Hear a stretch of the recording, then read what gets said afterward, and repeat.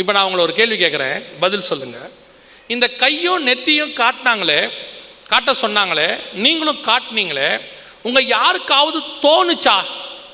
பைபிளில் சொன்ன மாதிரியே வலது கையும் நெத்தியும் உலகம் முழுக்க காட்ட சொல்கிறாங்களே, எல்லா இடத்துலையும் காட்ட சொல்கிறாங்களே, ஆண்டவர் இல்லைன்னா அந்த ஸ்கூலுக்குள்ளே விட மாட்டாங்க, இல்லைன்னா அந்த ஹாஸ்பிட்டலுக்குள்ளே விட மாட்டாங்க, கையும் நெத்தியும் காட்ட சொல்கிறாங்களே, இது பைபிளில் சொல்லியிருக்கிறாங்களேன்னு யாருக்காவது தோணுச்சா?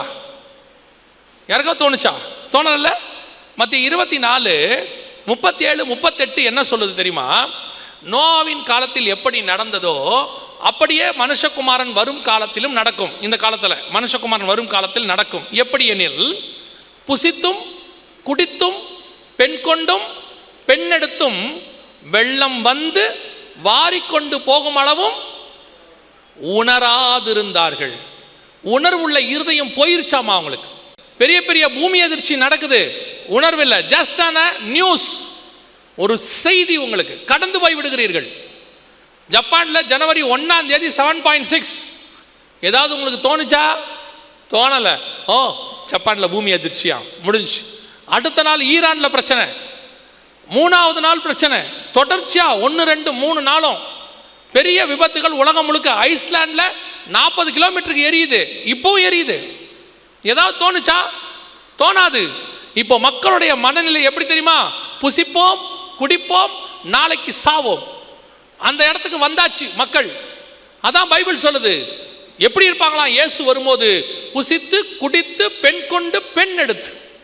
உணர்வில்லாத இருதயம். இப்போ என்ன?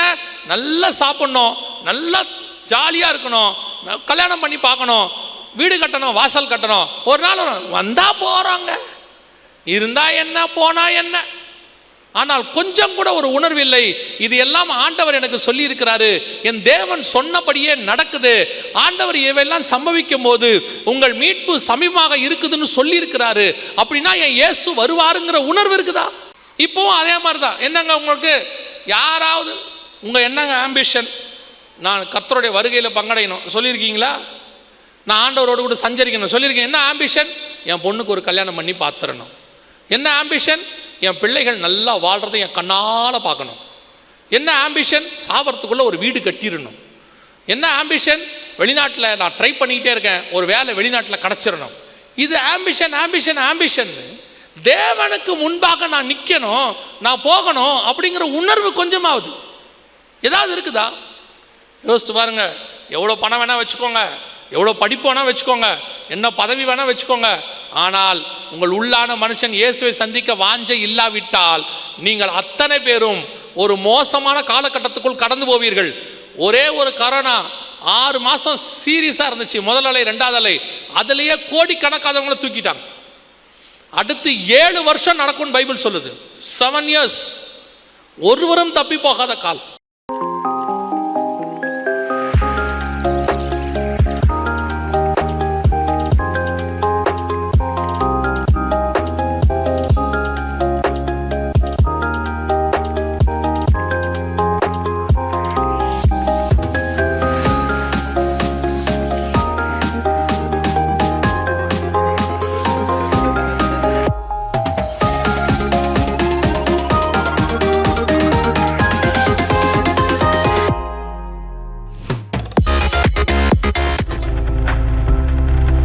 நீங்கள் பார்த்து கொண்டிருப்பது உங்கள் ஜாய் டிவி. உங்கள் துக்கம் சந்தோஷமாய் மாறும்.